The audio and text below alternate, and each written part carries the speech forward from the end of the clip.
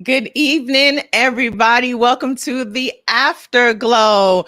Listen, we were still putting our makeup on because we could not believe that the show was starting on time because the Verzuz actually ended before midnight, and you got to give it to legendary queens for keeping it to 90 seconds. So without further ado, please welcome the rest of the Afterglow team, Miss Mary Pryor, Miss Danielle Young, and Miss Naima Corcoran. What's up, ladies? Hey, Hello. aunties. I think we're all properly in our attire.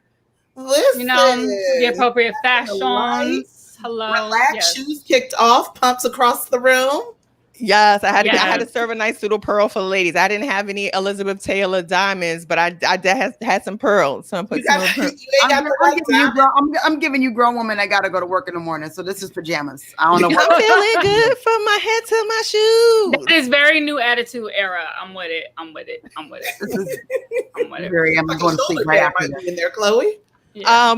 Before we get into the key of the key, I just want to see how's everybody family doing? How your cousins, how your mamas, how your aunties, how your others?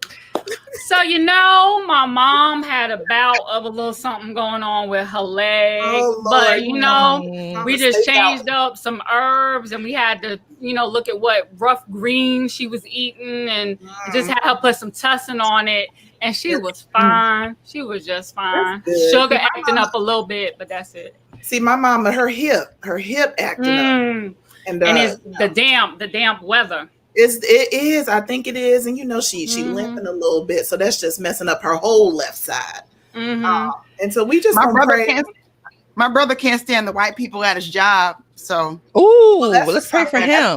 We're gonna pray for him. It's a lot. It's a lot. There's a lot of white people there. One of them. I mean, that's what he tell me every day. He can't stand him, so I don't know what to tell him. Listen, that's what you gotta love. I cannot wait to get to the age where every conversation is a full, thorough check-in. I'm really close. Family member in the tree.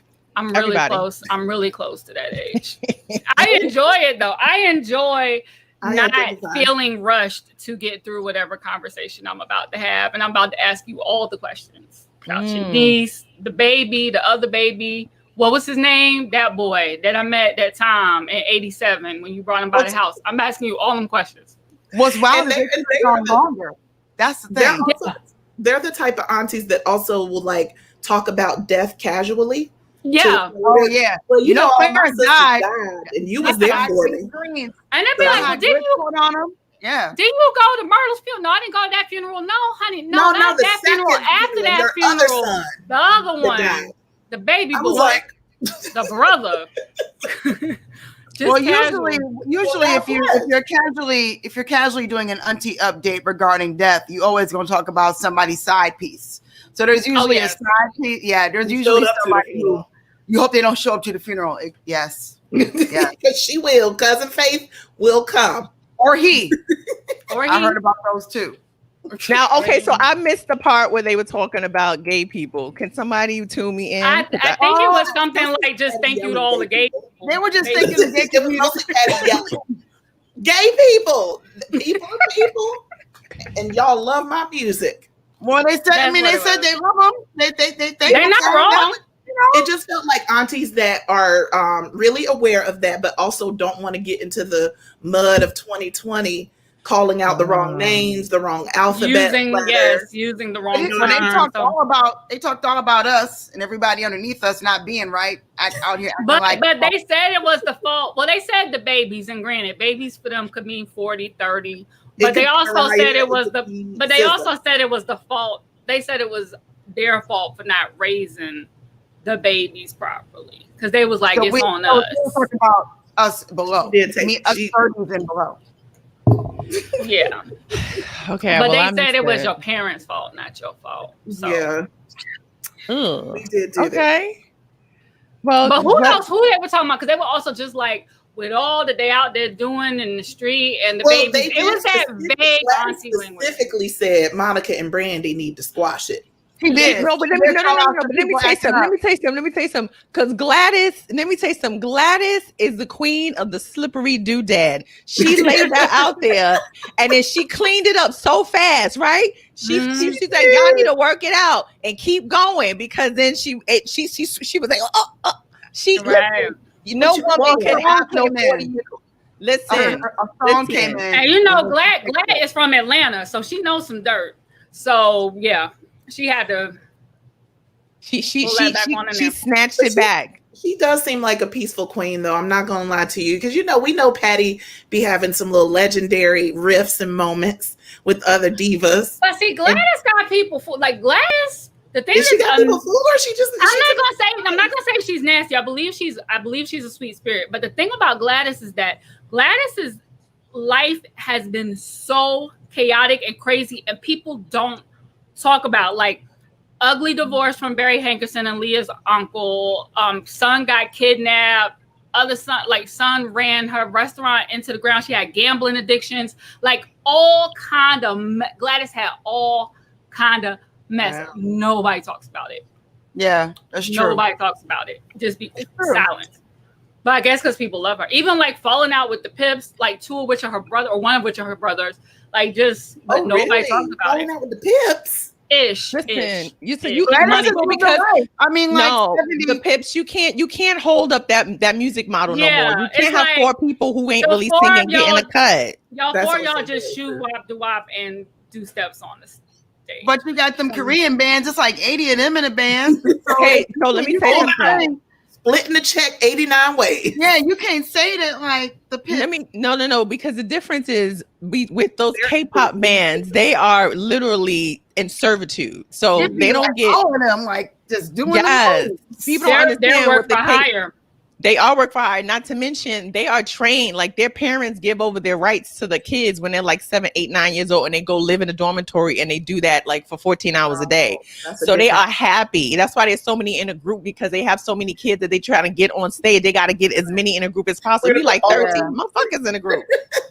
What'd you say, Danielle? All of you in this group, go. Go. Right. Go. That's it. They don't take They be like count in fours. Count off in fours. Okay, y'all in the all the ones in here, all the twos over there.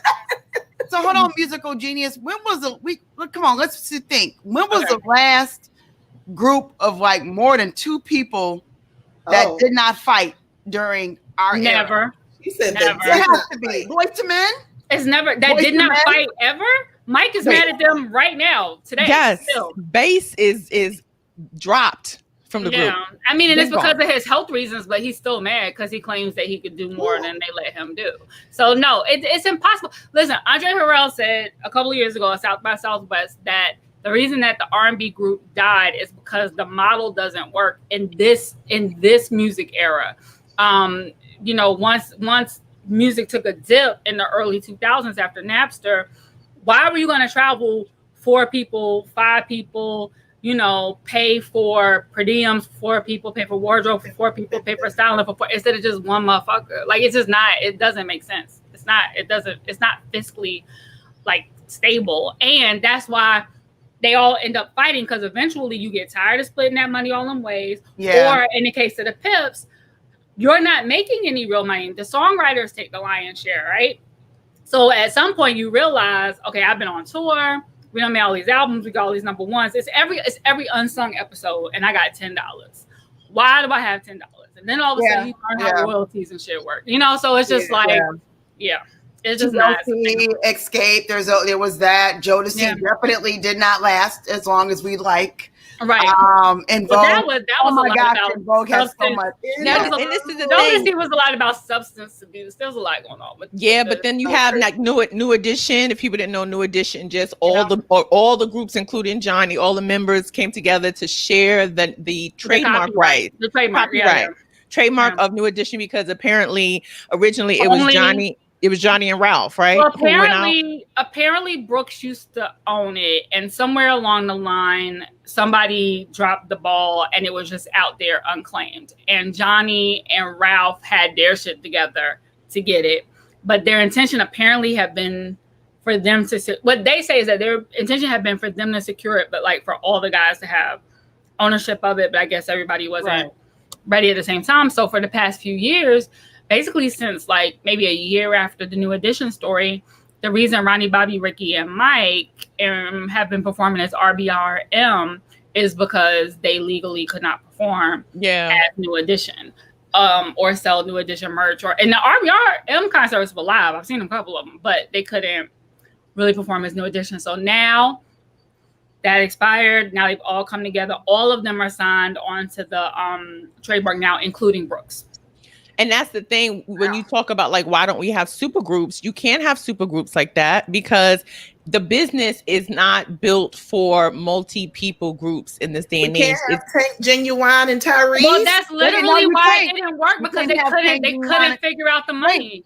Isn't that supposed to be a versus Tank, Genuine, and Tyrese? I mean, no, it should be, but the reason, Mary, don't start. Yeah, the reason TGT didn't work. I thought something about Tank, Genuine, and Tyrese. Wow. Oh, you don't like it, Chloe? Don't make me light up right now, please. I cannot. My nerves. I cannot handle. I do not want to see Tyrese, Tank, and Genuine together. Now, I respect each one of them individually, but I don't want to see the. I don't want to see the rap. And then I'm worried how to come on and rap.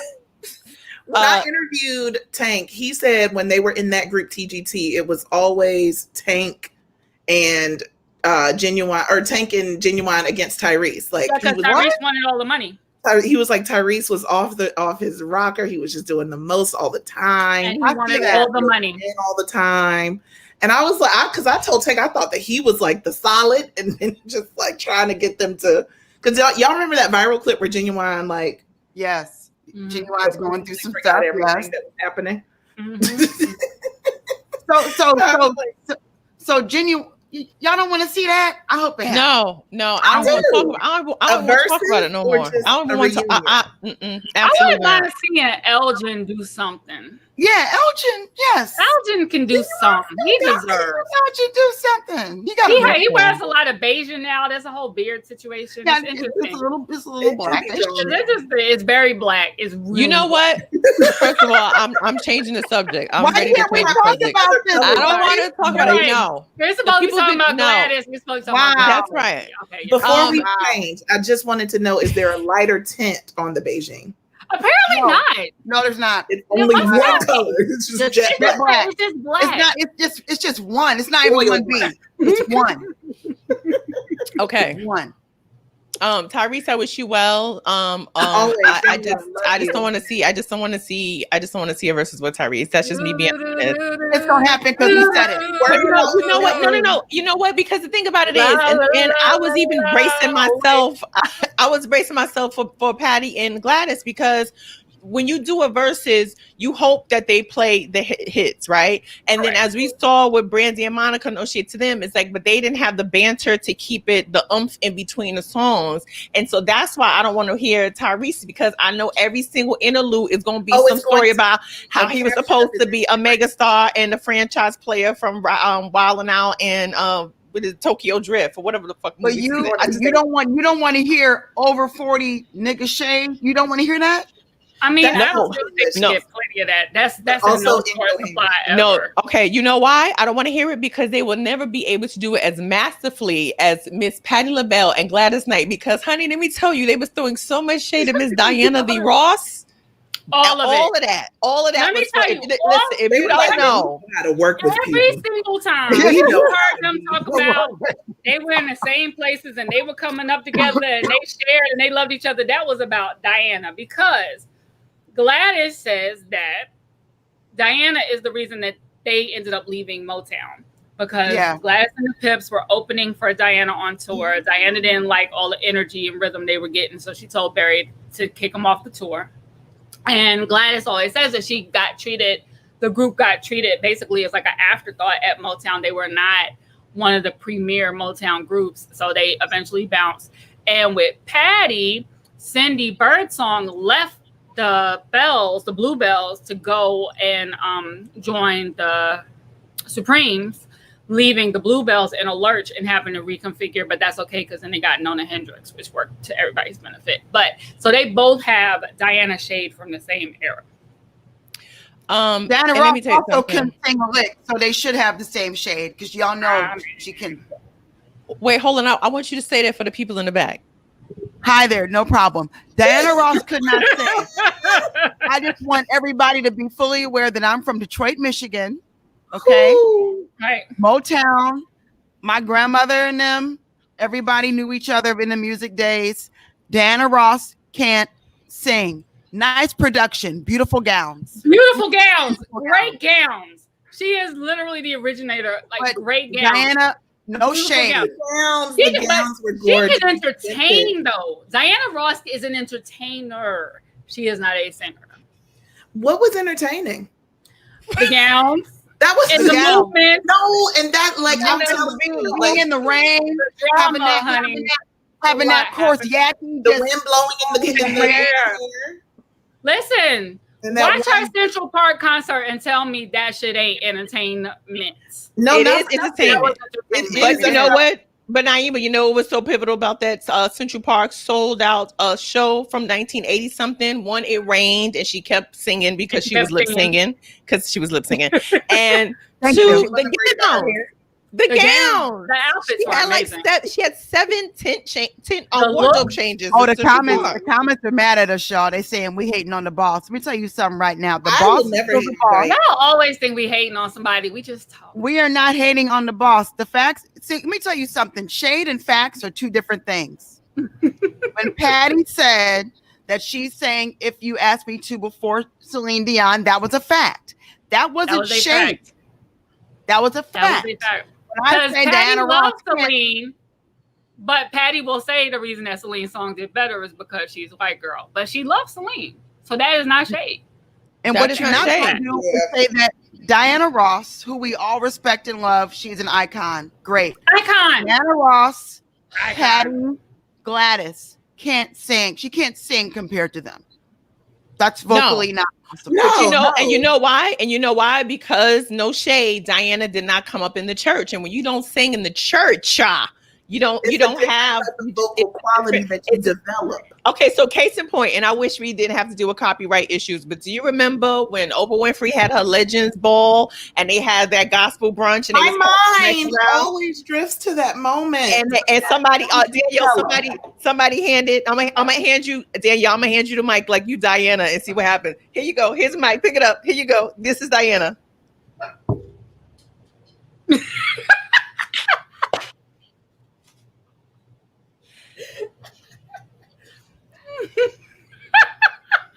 Who are you going to pass it to?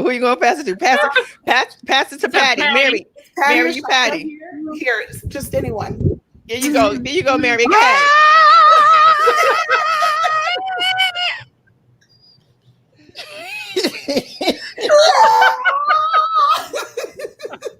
One of those.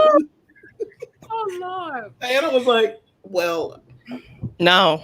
She was like, I didn't warm up for this. I didn't have my tea, my humidifier.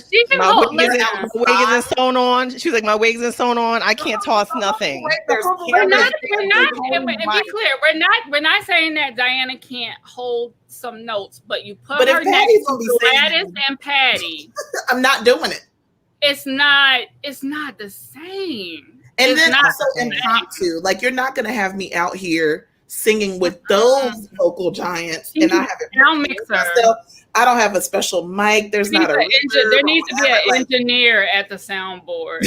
I'm not doing it. Okay. Speaking of engineers, so I know that there's a lot of younger people who didn't grow up with Patti as much as we've grown up with Patti. Mm-hmm. So they're watching this. Like remember when like a week or two ago somebody tried to throw shade at Sade and everybody was like, "Don't you disrespect the absent queen? She come out every 10 years like groundhog. Like don't be shading her. When she come out, she be dropping that fire every decade." But the thing is, and when younger people went to listen to her, they was like, "This bitch is trash." And I get it because from the sound of her, that's not what you're used to hearing, and so your ear isn't normal for that. So when people were watching Patti, I just was like, "Damn, this does not show her vocals as well as disrespectful about it." Yeah, because when you talk about an engineer, Patti's voice is so powerful. Patti cannot sing on a talking mic. She cannot sing, whatever her levels are for her speaking voice. We would all be dead. We would be dead if she was singing for real. By the end of the verses, you could tell she was singing so softly. She was trying to hold it so hard. It's like she didn't want to oversing the track. She didn't want to blow out the mic, to your point. But also, like, whomever was handling Patti's music just did her like a real disservice. She said active at the end. And I feel like she shouted him out so that we will all be clear who fucked her music up. I feel like when she said, "Thank you, actor, for my music," also was he running the prompter too? Because it felt like whoever was running the prompter was like paying attention, but not paying. Always forget her lyrics. She do it live, and she because she always gives up. But you know that she needs a prompter. We're running the prompter for two women who both need the prompter because they don't know their. Well, you know they're older. She's 76. So you would think that whoever they hired would be just on it. The other problem though is that Patti didn't know those edits. She didn't know what her edits were going to be, and her edits were like the edits weren't even the best parts of the song. Yeah, I thought that was strange too because it was like in the beginning it was like a whole bunch of song that wasn't even the part where she was singing. Right. Yeah. So I was like, oh, so what are they doing? Are they just warming up? Those edits, I was like, whoever edited this music for Patti, they're not Patti fans because you would know. Like when she was like, you could tell by the end she was annoyed because she was like, "You are my friend. I wish I could go around and around and around," you know, because they cut the and around and around. If you know Patti, you know that's what we want to hear, you know, and it's like, I just felt like she was irritated. And then the medley situation, and then the volume kept changing, and the intros were abrupt. Like it was just all not. And meanwhile, Gladys had like half show tracks, then some studio albums. It was just weird. And I know they did the sound check earlier, so it just I don't know what the disconnect was. Well, you know what happens. I feel like Gladys really had those 3 days while she was driving her tour bus to really go through her musical arrangement, and Patti was soaking Black Eyed Peas and cooking up cornbread. Patti didn't give a shit. She said, "Where my shoes at? Them shoes was there." Please stack all of my designer shoes next to me. I just think we were really, really able to witness history to see just Gladys like still singing, still got it, still like that. That was the most important moment for me. Both of them look amazing. Agreed. And I feel like we don't see to be 80 in December. I know. Well, no, she's 77. I thought she said she was gonna be 80. My bad. She's 77. And I think she either beat stage of cancer. She was just beat it, or she has was it Gladys. pancreatic? Yeah, Gladys. Was it pancreatic? Gladys did. Yeah, I can't remember if it was pancreatic. It might have been pancreatic. But the thing about Gladys is that aside from everybody being disrespectful as shit when Gladys was going to do the Super Bowl, disrespectful as fuck.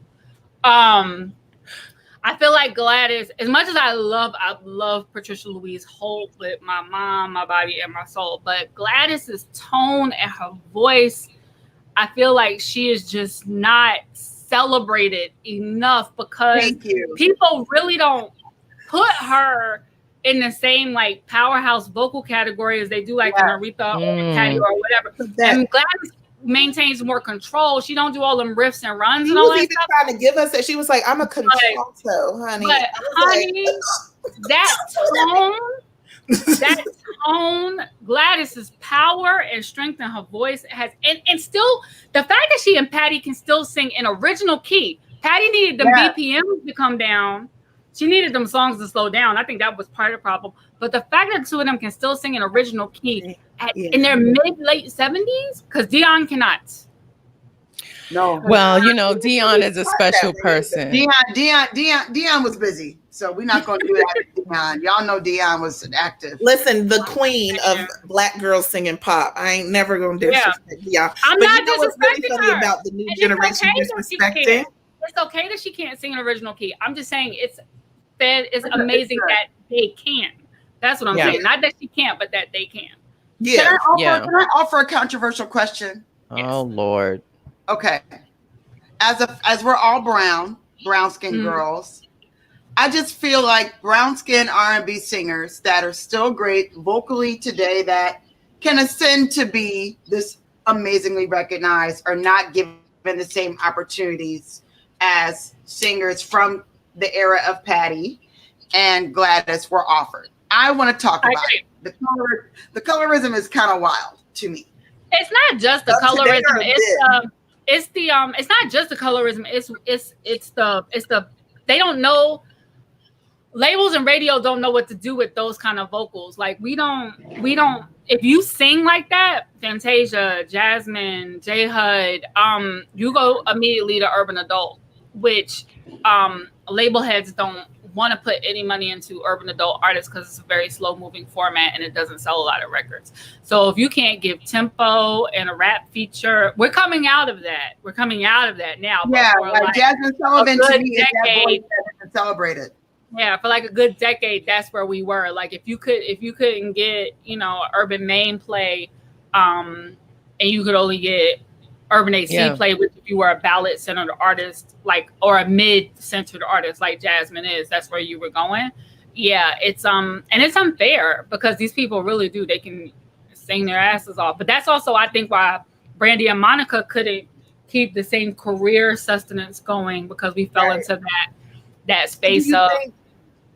Well, I'm wondering if you think that keeps girls this day and age from being able to even make it to classic legendary status, like the Gladyses and the Shakas and the Patties and all of them. Well, I also think that at the same time, our artists, and this is a conversation about musicians as well, once we started killing music in school programs, and at the same time, millennials and younger were leaving the church, those were our training grounds as vocalists and as musicians. Free music in schools, choirs in schools, and being on the choir in church or learning to play in church. And with those two things taken away, we have a whole generation of singers and musicians who aren't learning the same fundamentals from a younger age. Yeah, and it was a good point. Someone just can you put that last comment up again, Mary? The last one about the colorism. It's Jennifer James says it has felt like colorism has shaped everything Naima is saying, and I would agree. I think originally, before the Black charts were segregated into popular or R&B or adult contemporary, before, when it was just like all Black and then everything else, I do believe that there was a space for darker skinned women because they didn't have to appeal. Like Black music just appealed to white people and they just liked whatever the Black song was. They didn't really care what you look like. But once you started getting into music videos and styling, I would say also like around like Whitney Houston, that like when it was like, we have to make you for real pop or Black and you can't be both, then that's when you really see the divide. And I think even now with like, if you go ahead. No, I was gonna say, like, even with, like, I would say, like, the person to me that's pushing the standard of colorism in music, as far as like having a deeper, fuller voice, is her. Like, she is a classic soul singer. Like, when she don't have no songs that's faster than 95 BPM. Her shit be molasses. And it's just that she's so young that you can't age her up, because everybody's like, we know she's 23. So you can't put her on no like jazz contemporary charts, because it's like she is a young woman with a full voice and she's not half naked. I think but also I do think that singers like, and I don't want to like hate on R&B now, because we fought so hard to get R&B back. At a certain point, R&B was not a thing. Like right? So I don't want to throw out the baby with the bathwater, but when I think of Ari Lennox, now Jasmine Sullivan, Melanie Charles, like I can think of so many women off the rip that can blow. Kimberly Nicole, I can think of so many women off the rip that can blow. And I just know that we focus on Danny Lay, we focus on George Smith, we focus on the package. Yeah, because then we like the stuff that seems, and we also like that. What do they say on Twitter? Like the girls who sound like they sing in cursive, like that shit. The italicized singers. Yeah, I think we're finally getting off of that too. But Chloe made a good point. Up and down and sing up here. Yeah, but and sing like I'm singing at the back of my throat, whatever. But Chloe made a good point about the video era. Like if you look at the entire Quiet Storm, that whole Quiet Storm era is full of like big voices and big singers. Like you got Vesta, you got Lisa Fisher, and you got like the big girl, the big voices, right? And then you like 88, 89, you get to like the Pebbles and the Jody Watleys, and then all of a sudden like you need to look like a model, and it's also more about production than it is about your voice. Then it becomes about Patti said she did 4 videos, and I wanted to know if that was true. She said that on here tonight. She did more than 4, but her first official video. But she was saying that as if she didn't do a lot of videos. She didn't. She didn't. Her first official video was New Attitude, and that was in '85. And she did Stir It Up, and she did On My Own, and she did Feels Like but she did a couple of them that were like live performance videos. Feels Like Another one was a performance video. So that's maybe what she means in terms of like having like a whole treatment. Yeah. And, but no, she did it. And The Right Kind of Lover was a great video. I think she was exaggerating, but she definitely probably has less than 10. That's interesting enough. Like, wow. Yeah. You know what I mean? For Patti to be so, was she considered to be like pop at all? No, she had, that was the thing about that. Patti had one pop so the Bluebells had a pop hit in the very beginning in the 60s. They had a top 40 hit. Then Lady Marmalade was a #1 hit. And that wasn't until 70 something. And then after that, Patti had some R&B joints, she had some disco joints, but her first for real pop solo hit was New Attitude. And again, that was 85. And then Stir It Up was a moderate hit. Then she had On My Own was her biggest hit, and it's still her biggest hit to date. Her and Michael McDonald's biggest hit. And then If You Ask Me To was I think 88, 89, somewhere in there. So then after that, for the rest of the 90s, Patti had hits at R&B, but that she had like a 5-year pop window out of her whole career. And she's always been really salty. She's always been really mad about it because she knows that critics didn't like everything that Patti does with her voice. They didn't like Patti's, dramatics, the riffs, the runs, where she's going to go with everything. They felt like she was putting too much on it. As a matter of fact, reviews from the time of On My Own, there were multiple reviews that were like, Patti is showing that she can restrain herself, or that she can tone it down, or that, like that kind of language. But she wasn't going to change how she sang for anybody. Yeah. Right. But yeah, she only had like a 5-year pop window. So it's like now everybody knows who Patti is, but if you're not Black and you ask somebody to name a Patti hit, solo hit. Yeah, and you know what? And that's why Patti was able to go so long in Masked Singer, because everybody Black was like, "That's Patti LaBelle," and the judges was like, "Patti LaBelle was in Masked Singer." Yes. I just never know the Black. They didn't know Gladys at first either, and I was like, I knew Gladys.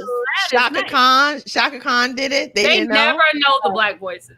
And it'd be like it's like Robin Thicke was on the panel when Gladys did it. I think he knew. No, I think Robin knew.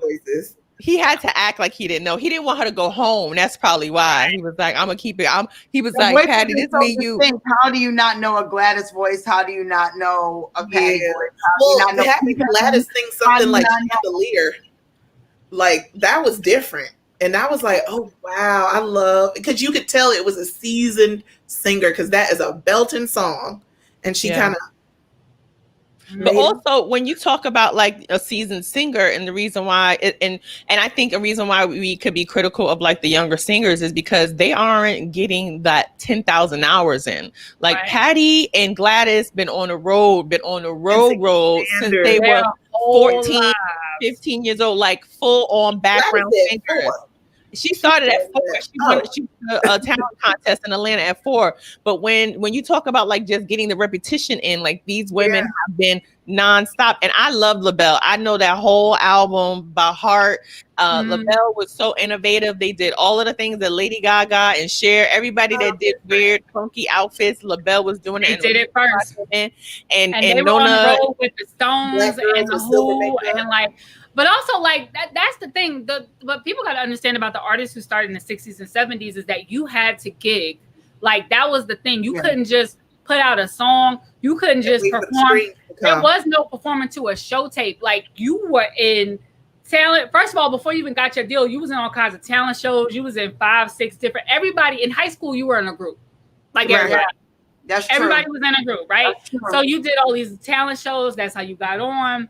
And then by the time you got your deal, you're doing all these stops, like 2-3 cities a night, but you had to gig. You were gigging all the time. You learned how to perform. And that was what the artists of that era were taught first, was like stage presence, performance presence, poise, choreography. Like the one thing about Gladys, Go back, please. Go back and watch some performances of Gladys and them Pips. That footwork was so tight. Yeah. And Gladys was just up there, just being stately and just like effortless and wigs perfect. Like just all of it. It was fantastic.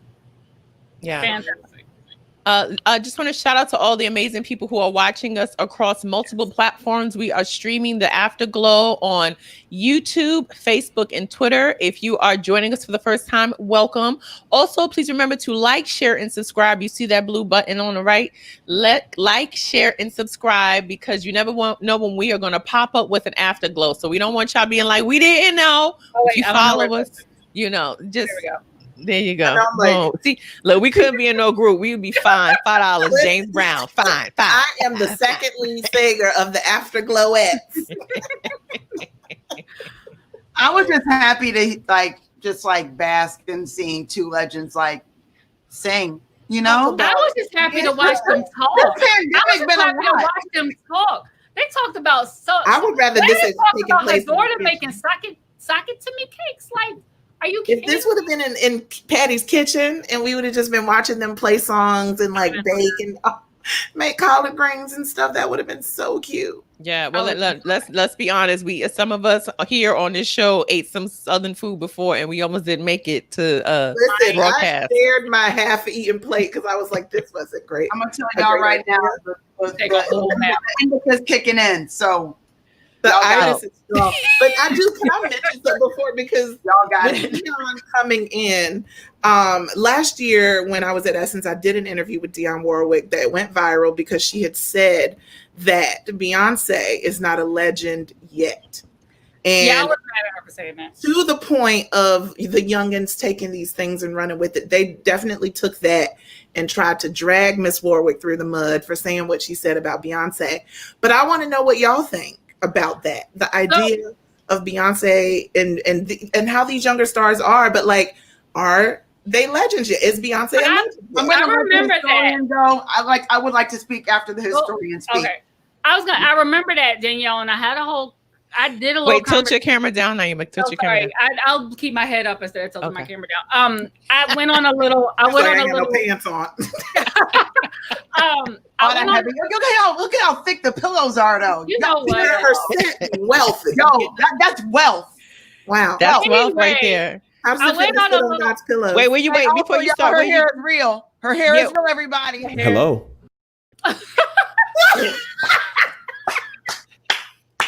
Okay, so I went on a little Twitter rant about it last year, Danielle, when it happened, because I was irritated that Dionne said that, because so if you equate Dionne's career timeline to Beyonce's, this would be somebody saying that Dionne wasn't a legend, like in the That's What Friends Are For era, right?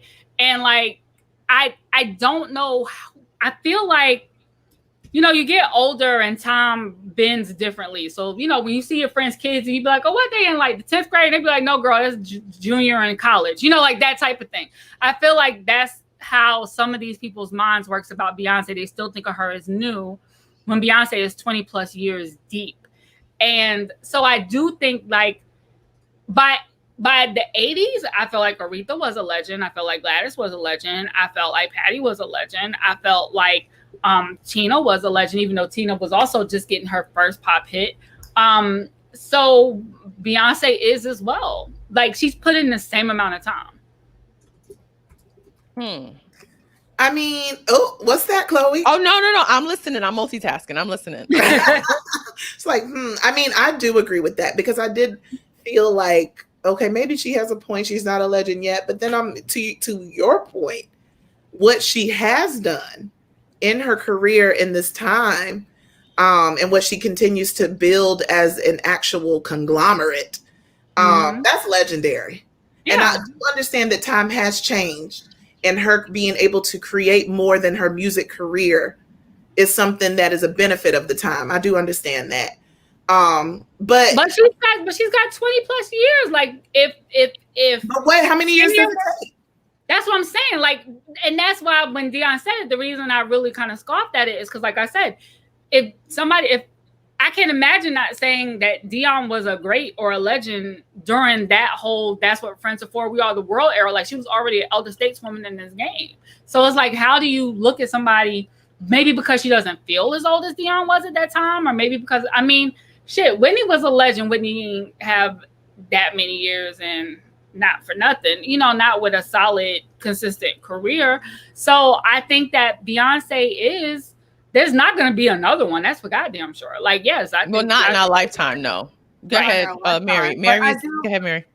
I do think that, to be honest with you, when we put these time capsules on what it takes to be legendary, we really cheat and do not give our flowers to people that are just being brilliant. I think that it's kind of like it's a missed opportunity, right? Like, no one could sit here and tell me Chadwick Boseman wasn't a legend.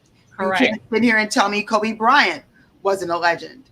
The expectation of you lasting a certain amount of time isn't something that our culture, our people, our melanated bodies are always able to experience. Tupac was a legend, dead in his 20s. Right. Biggie is a legend, dead in his 20s. So, you know, I think that when we do that to each other, we really don't take into assessment the life expectancy of what it is to be melanated in the country.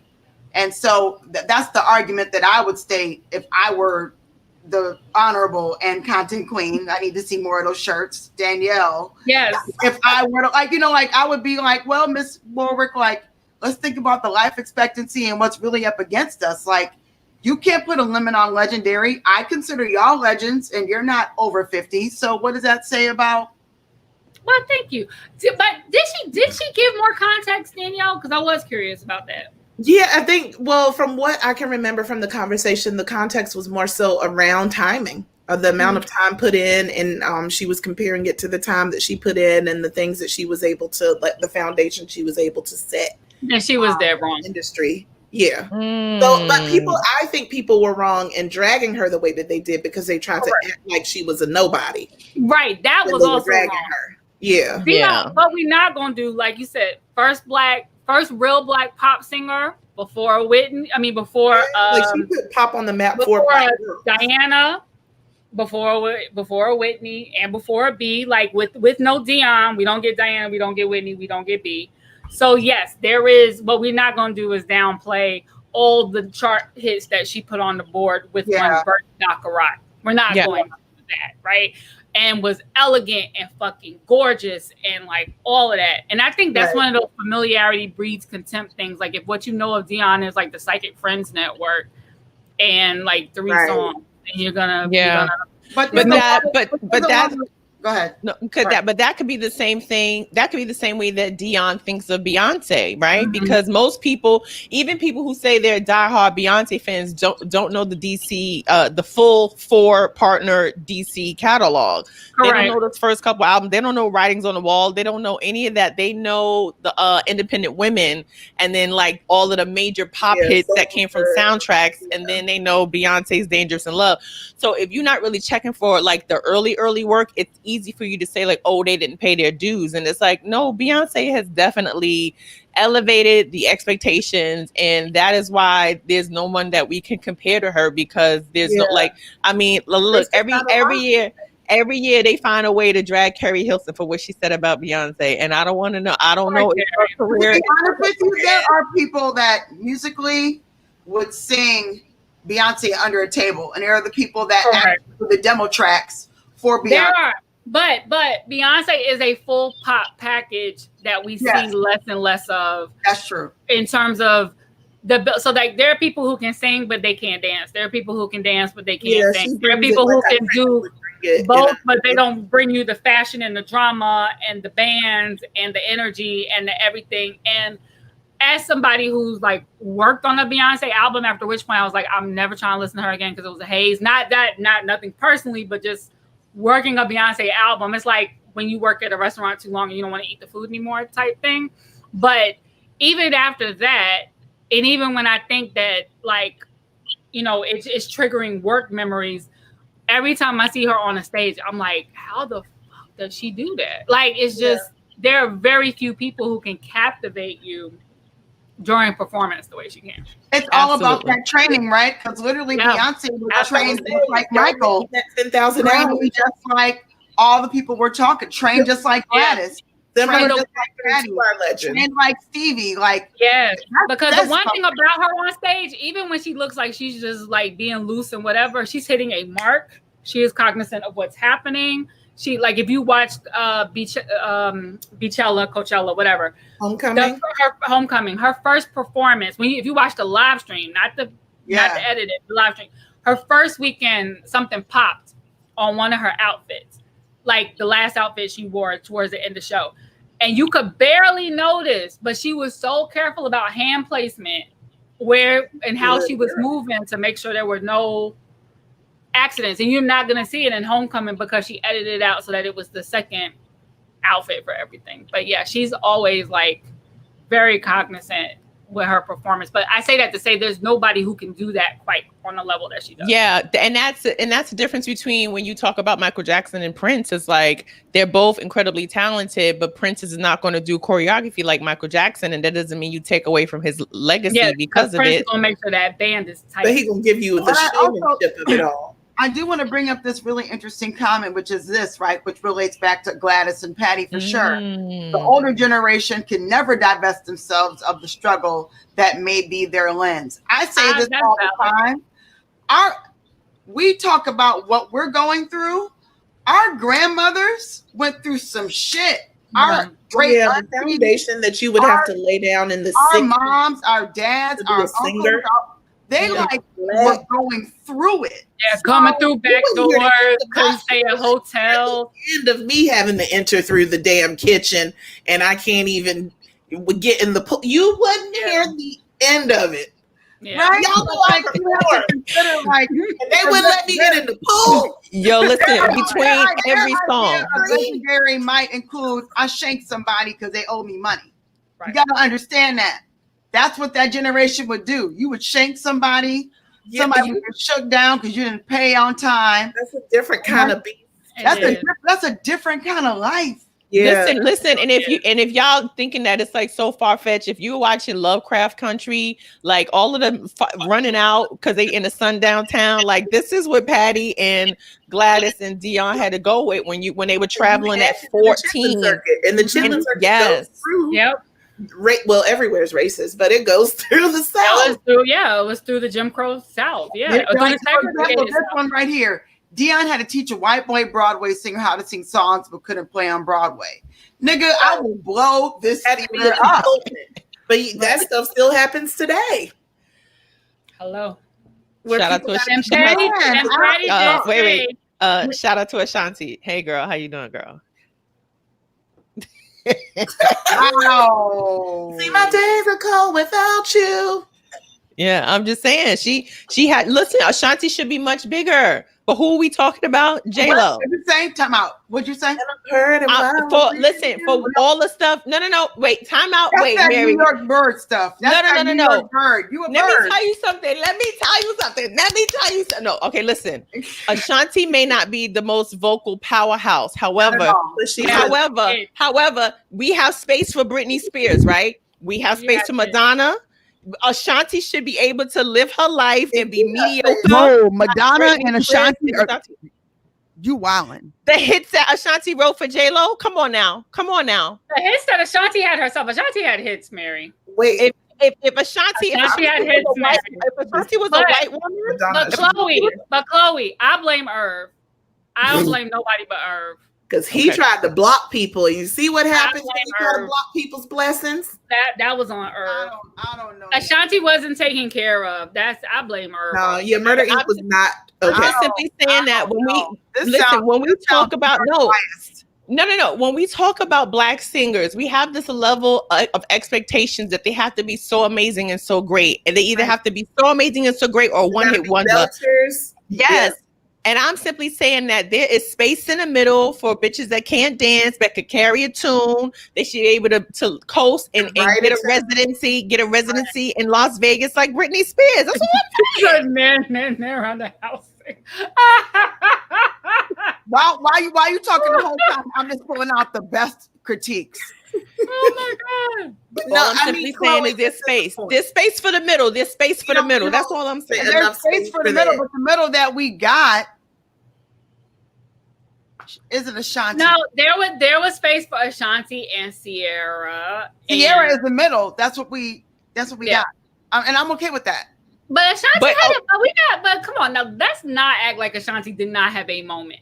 Let's not act like when every other second on the radio was a murder. Let's not act like critics at one point were actually New York bias. That's that New York North Carolina, and I promise you, every other song was Murder Inc. I can send you clips where critics were saying that Beyonce was no Ashanti. I can. That's right. We all know that New York Times. Not black critics, white pop critics were saying Beyonce was no Ashanti. We were a Sierra Aaliyah town in Detroit. And those are middle. We were an Ashanti town for sure. I'm telling you, Sierra, Aaliyah, and Ashanti could have lived in the middle. Every day I find out something new about our friendship, and I regret making a friendship bond in Cuba. The difference I say with Aaliyah though. I want to go back to Cuba and not. Aaliyah's artistry. Congratulations, you played yourself. Aaliyah's artistry and her cool factor superseded everybody else's stuff. Nobody else was as cool as Aaliyah. I'm gonna say that. I know, but I'm just saying, if Aaliyah was alive today, we would not be talking about her in the same breath as Beyonce. If Beyonce was allowed to be. If Beyonce was still who Beyonce is right now, like no butterfly effect, like Ashanti lived and Beyonce never came to be. I'm saying if they both was existent at this moment right now, Beyonce being who she is right now versus Aaliyah, who we expected her to be right now, we still would not be like Aaliyah could blow like Beyonce. Not blow I'm about to kick you out of the chat. Chloe. I'm about to kick you out of your own show. Performance level though, like Aaliyah's performance level though. Like Aaliyah would be on some Janet shit around. Exactly. Y'all, I'm sorry. I want you to see me work this out with my friend. So when Aaliyah would play, did you go what was you doing? I just want to know I just want to know what you was doing. Why would you? I love Aaliyah. I love Aaliyah, but I also know that Aaliyah did not have a strong vocal capacity like Beyonce does. Neither did Ashanti. So why are you doing that? Yeah, but I'm saying that we don't talk about Ashanti the way we talk about Aaliyah. We don't. We look at Ashanti's cute little thirst trap photos on Instagram talking about she looked good for 39, but we don't talk about her music. If Ashanti was dead. Oh my God. Then maybe.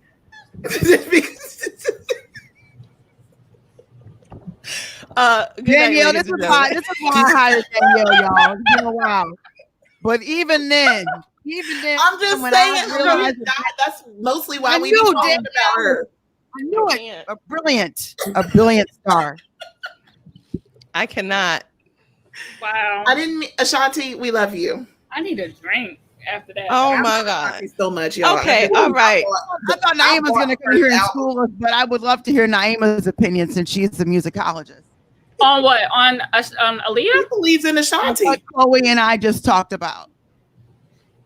I wasn't listening. I was looking at the comments.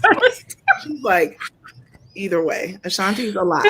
Okay, all right. Listen, let me dab my eyes, ladies and gentlemen. All right. What an auntie specific background. if Aaliyah, Sierra, Ashanti, and Beyonce walked into karaoke night, Carrie Hilson would be so mad outside. I can't. Okay. So here's what I got for you. You're right. Aaliyah did not have. Here's the thing. Aaliyah's last album was like her first grown up album, right? I think Aaliyah's vocals, kind of like with Rihanna, like Rihanna's vocals have improved over the years. Absolutely. I think Aaliyah's vocals would have gotten stronger. I don't think she ever would have been the type of singer style-wise I think she would have went more into acting, to be honest. I do think she would have gone more into acting, but like I said, I think Aaliyah would have been more like a Janet for us, which is the lane Sierra was kind of moving into, which is very dance heavy, but like high production, high like show value. Like I would have loved to see Aaliyah when she got to an arena tour level. Like that would have been that would have been high. That would have been amazing. Yeah. And you know, but I do think that I don't believe the people who say Beyonce still would have been a superstar if Aaliyah had been there. I believe they would have occupied separate. Absolutely. Beyonce was gonna be. Sheer will determination. Beyonce's a Michael Jordan of pop. She don't never leave the gym. That's the thing. She don't never stop. And you could say that who she is because she works so hard, but that's just a part of her genetic makeup, and you can't take away from it. So I get why Dion doesn't see that, because she's also like, we didn't have to do all that dancing and choreography. We just stood there in our gowns and we sang. And so somebody like Dion may be like, well, maybe Beyonce is compensated because Patti wasn't doing no two-step. Gladys ain't do it. Like, she did her choreography because it was a group. Right. But once they left, they did it. She ain't do it. They did it. They were doing it back there. They were doing it. That when Steve Harvey said be like 6 people, 1 mic, that was real. Like, shoot. And getting paid like that too, Lord help it. Yep, exactly. All right, let's wrap this thing up. I feel like we've done people have. This is the most engaged I've seen people. We've talked about everything except Dion. No, for real. Like, I just want to shout out because there's nothing to say about them, but yes, ladies. Clearly, we've done a lot of pivoting, everybody, but this is the most engaged I've seen in a while. This is pretty awesome. Yeah. Make sure y'all liking us. Dab them hearts on Twitter. Dab those hearts on Twitter. Hit those emojis on Facebook. So one other thing I really likes on YouTube. Out, I have to shout out the wigs. Listen, Patti, why Patti doesn't have a wig line is beyond me. Somebody is probably trying to tell her that, and she's like, I got the power. Patti is never gonna give you a bad wig. I can tell that Patti will never tell you where she got her outfit. I feel that she's that person. She is one of those people. I'm that person. So. Somebody made it. Definitely one of those people. And none of her shoes are broken in. No. Oh no. No. They're all so fresh. No, I think they come broken in. I think she sends them somewhere and they put her little bunion imprint so she can slide them right in there. I aspire to be Patti level confident where I can be in something that's white and draping while I'm cooking. Like, that's what Patti does. Patti be in the kitchen and it's white and it's flowing. I'm still on the bunion imprint. I'm so sorry. Yeah. Okay. In conclusion, ladies, this was a good Kiki as always. I want us to just go around and tell our final thoughts on Gladys and Patti. Mary, I'll start with you because Danielle's still laughing about the bunion imprint. I'm never gonna get on because I can see it. Okay, Mary, take it away. For me, it was actually extremely emotional. I cried for most of it. My mother and I used to sing Patti LaBelle and Gladys Knight songs to each other. She's no longer physically with us. So it was actually, I was literally in my house belting, like singing. It was like, you know, it's just, the way that these songs have so many memories from just being the younger person receiving it and then seeing the reenactment in your household from your mother and your father and your uncle and your aunts and your grandparents and any other elders, or just like what it means to think about family when you hear these songs, whether it's at a wedding or a barbecue or a Thanksgiving dinner. Like, there's so many memories and moments wrapped around these songs that reflect Black culture. At the same time, we're being reminded every day that there are names that we have to stand up and fight for having them be seen because they've been lynched or just publicly murdered. And we have to remember that at the same time. We've brought so much soul and integrity and talent to this country. Yeah. We still have to look every day at the negatives that are said about us and shared about us. And that's why I'm always trying to advocate for the fact that these moments, as weird as this time is, that we will more than likely never have again. Yeah. There's so many things that we can take from this as gracious moments that we need, because this is going to be a long journey and these memories are important to us. Yeah. That is absolutely 100% true. Danielle? Well, damn, Mary got me after Mary with the freaking keynote address right here. What am I supposed to do? I feel like Diana Ross. What was the question? What is your final thoughts? Final thoughts. Final reflects. Well, let me retweet what Mary said. But also, yeah, like the memories of it all. Like I'm an old school music kind of person. Like that's what I'm always listening to. That's what I grew up on.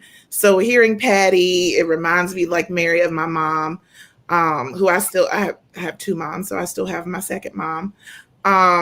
And it just puts me in a really great place. And to your point, Mary, to just having to be in this time and have so many things happen on the outside. The world is on fire, but to still see so many Black creatives thriving, which this Verzuz thing is a whole big part of Black excellence and thriving in this time. It's just been so awesome to watch.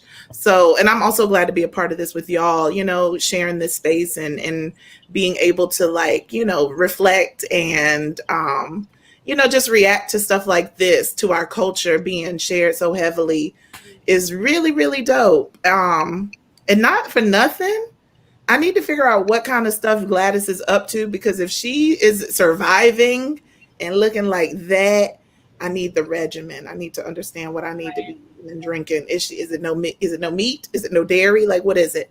Right. Let's get to the bottom of that. I don't know. Yeah. Black don't crack. Word. Naima? Similar to what Mary said about being reminded of like aunts and grandparents and elders, except for me, it wasn't just the music, because I listened to Patti and Gladys, I won't say frequently, but semi-regularly, but it was the conversations between them, right? Mm-hmm. The cadence between them, the topics, the casualness of it, even like down to, you know, asking about grandbabies, and you remember my daughter, you remember my son, yeah, I know your son, and I remember when, you know, like that, talking about the recipes and the pound cakes, and her daughter asking for the roast recipe, and all. It took me back to feeling like being a kid up into like a young adult, and in a house that's bustling with my family, and overhearing the conversations that the older women are having with each other. I tweeted at one point that like I could feel plastic on my couch, right? It felt like that, and that felt so familiar and so comforting. And I have not been able to be around my elders all of 2020, really, right? Like, that's the real word. And that I realized that like I was missing that. And my grandmothers, both of my grandmothers are gone, have been gone for a minute, as are a lot of my grandmother's friends and my aunts who were her age, etc. And I just realized it's been a very long time since I've been in a house full or a room full of my elders like that. And those times are fewer and further between, and they're dwindling. And it just, that to me was just I could have just watched them do that all night. Like when she said, girl, I told you Shirley Caesar called last night. And she was like, girl, you know, like that. I could have just watched. And when Dion didn't know how to leave. Yeah, they were like, we gonna see. And I was like, Auntie. I think it's I agree. Like I did have a moment, and I shared this in the chat earlier, but I was like, all the memories that I have of all this music, my elders are no longer physically here. And there was a moment where I definitely pulled out my grandmother's scarf, and it still smelled the same hair grease she used to wear. And so like, you know, like it's so beautiful for us to have timeless music. I think we should celebrate the fact that it is timeless. But I think that we don't be given these elders that are still here their flowers enough. Like if Dion need a Verzuz, we gonna find somebody who need. Like we gotta like keep giving these people their flowers. Like, and that is my great appreciation of Verzuz is that they want to do legends. Like they want to do, like, you need to have some they're like, okay, I hear your Chris Browns, but like you need to have some time in this game, and it makes more sense. Because it fills out, it's more than just, oh, let's play some hits back and forth. Like I forget who was talking about just the conversation piece. For somebody like those two women who are like a wealth of decades of knowledge and experience. Like Patti started by saying, there's 150 years up here. And I appreciate her saying that. Like, it's 150 years up here. That made me pause. Real. That's so real. And you know, it's like, I don't think us, but for like our younger viewers who may be out there, like, there is no shame in aging. There is no insult in aging. Like, I found that the quickest insult from people on Twitter now will be like, you're old. I sure am old. And guess what? I earned every one of these goddamn years, every month, every day. I earned all this shit. And it's like, but like my dad used to say, youth is wasted on the young. It's not until you get here that you really understand the strength in being here.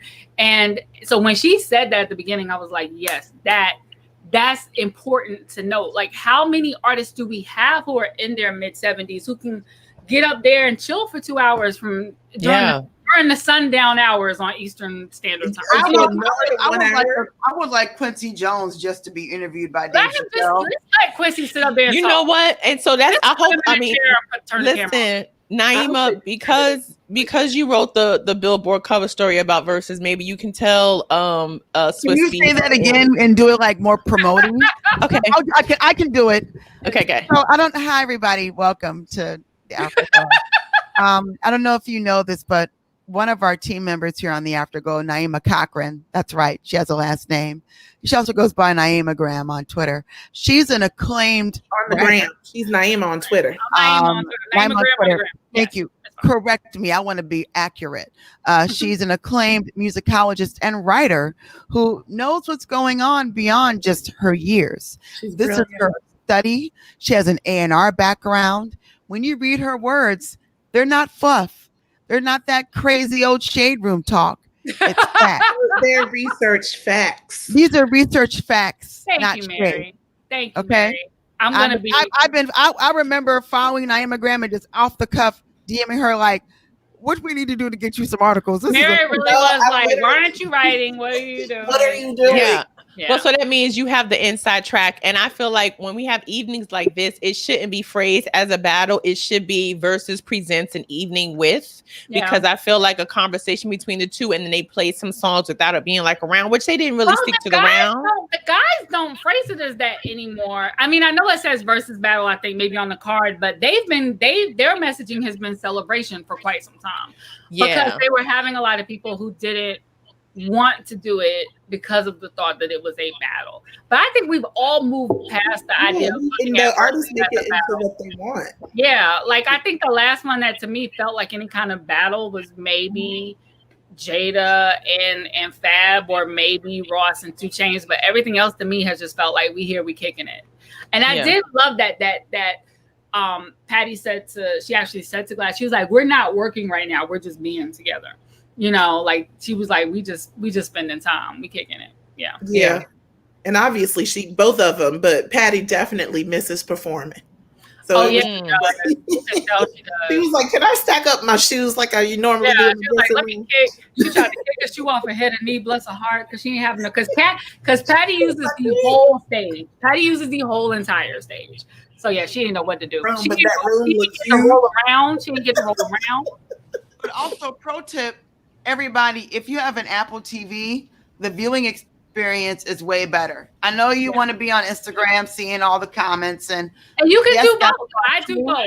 You can do both, but Apple TV, like watching Verzuz on that, so much cleaner, so much crisper. If you have 4K TV, you are thriving. Even if you don't, you can get it on Apple Music. Even if you aren't a subscriber, you can get it on Apple Music and like connect your TV to mirror your TV to your screen or whatever. But it is the reason that they started zooming out on IG when they have both people is because I guess of whatever they need to do with the cameras for Apple TV. So whereas very far out on IG, is cropped and closer in on Apple TV. So that alone makes it worth it. Except Apple TV is on a delay. That's the only thing. Oh, got it. Yeah, well, shout out to my parents who I had to play tech support for tonight. I love y'all dearly. And I appreciate you for tuning in. But shout out to all the people who also had to go over to their elder's house and make sure that they had their IGTV and their iPad fully charged and their Bluetooth connected. I don't want to sound too real here, but cherish those moments. Yeah. Oh no, of course, absolutely. I'm just saying that was how I started my evening, was making sure that they were connected. So please don't say I'll turn this into a Fred Hammond Franklin joint. And trust that every parent also exited out of whatever y'all set up 7 minutes after you set it up. Oh well, Lord. I will say this. My Mama's mom, like, this ain't. I taught my mom how to get on live during that first big D Nice night. I called my mom and taught her how to get on live. So she knows how to get on live. But tonight I wanted her to watch on Apple TV so that she could have the better viewing. That's a big Yeah. ass. You a good child. That's Real a good child. All right. Let me give my last thoughts on Miss Patti and Gladys Knight. Now, I love all of them. I love both of them. And I really appreciate Patti because I feel like Patti has went through so many genres of music and most people don't really know that. And so I wish that she had played a little bit more Labelle. But other than that, I am glad that people are getting to hear Gladys because you don't realize how many songs she has. Because myself included, I mean, I was being shady and being like when Patti was doing her little mini concert, I was like, oh, did Gladys run out of songs? And y'all all came for me. But and we were immediately like, no, bitch, she did not run out of songs. I was ready Don't to you cuss even you out. try. I was ready to cuss you out. Gladys could still be playing right now.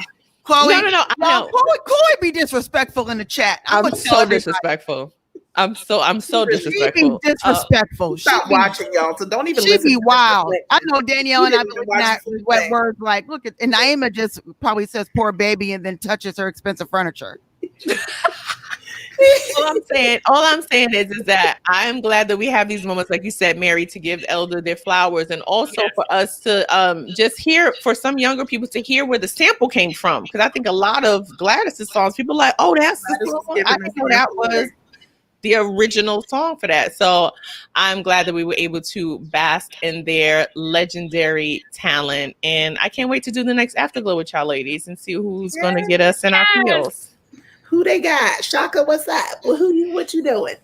Because you know Shaka. You want to talk about somebody not singing some lyrics, child. Shaka don't. She could just yell real quick. That's what you listen. and I love her. I've seen different. Shaka is my Aries. No, but didn't Shaka have the lyrics at a funeral and couldn't sing the song? At Aretha's funeral in the fan. They were in the fan. Defund Chloe. Defund Chloe. Defund Chloe. That's what. Defund Chloe. They were in the fan, Chloe. They were in the fan. Wasn't she reading from here? She was. What was the song, Naima? Because I know you know the song. What was the song she tried to sing? Let me find out. I don't remember. Amazing Grace. I just know it was I don't remember, but it was in the fan. It was in the fan. It was a Jesus song. The only thing that's worse than Shaka not knowing the lyrics is when you watch A Fall from Grace and the judge has his whole script right there in the scene. Everybody, I want y'all to know that I do not stand by any of this. Shaka has earned the right. Shaka has earned the right. I feel like Chloe is a tyrant.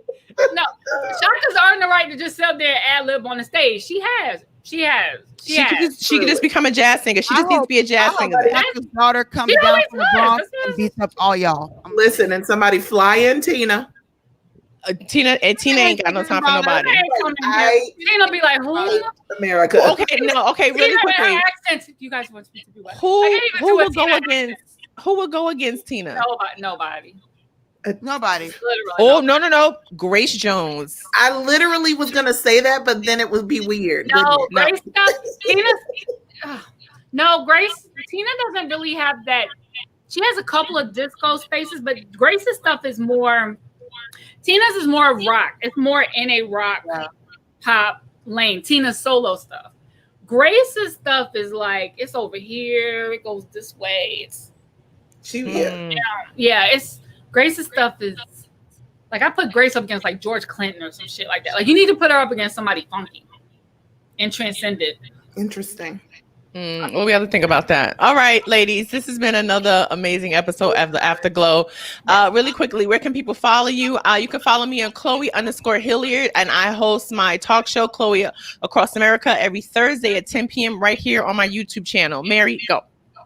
You can follow me as Miss Mary Pryor across most things. If you try to follow me on Facebook, I'm just going to let you follow me. I don't want to be your friend because I don't know you like that. I love how she always gets that disclaimer. Danielle, where can people follow you? You can follow me on YouTube, Danielle Young TV, at the Danielle Young on Instagram, and Rapsodani, that's RHAPSODANI on Twitter. And please get my t-shirt, Content Queen collection on I'mADigitalRebel.com. Also, I do a show real quick. You can watch it every Tuesday and Thursday here on YouTube, Danielle Young TV. Stay tuned for more. There's a lot more. You can follow me at. You did this with it. Yes, look at that whole space. You can follow me at Naima on Twitter, at Naima Graham on Instagram, and I be doing a whole lot of things in a whole lot of places and moving around. So the best way to keep up with me is NaimaCochran.com, which is my website, or I be posting stuff on these other two places, and you can find out what else I'm up to. Yes. And also, I saw someone ask us in the comments, to make it easier for you all, we're going to launch an Afterglow YouTube channel so that you're not running around being like, where's this? Who? Blah, blah, blah, blah. So we'll have that, and we'll post all the previous Afterglows on there so you can get your life, and then you know where to find us when there's another one, in addition to our personal pages as well. So love all of you ladies. I adore each and every one of you. Tell your friends you love them while they're here, and be safe. And remember to vote November 3rd. If you're not registered, make sure you go look down at the bottom when we all vote.org. Make sure you're in. And if you don't have a plan, make a voting plan now. Shenanigans cometh. Shenanigans cometh. Vote is October 19th. Get this KKK Klansman out of office. We got work to do. Shenanigans. Expect shenanigans. Make a plan. Facts. Fix the teleprompter. If you don't have my lyrics on my next song, we ain't got no lyrics or no country if y'all keep going on with the way it's going on. Word life. Ain't gonna be no more verses. Ain't gonna be no more verses. And we might as well just take this on out of here on a good foot in honor of our legendary queen. Foot sandal shoes. There you go. All right, say bye, ladies. Bye. Bye. Bye.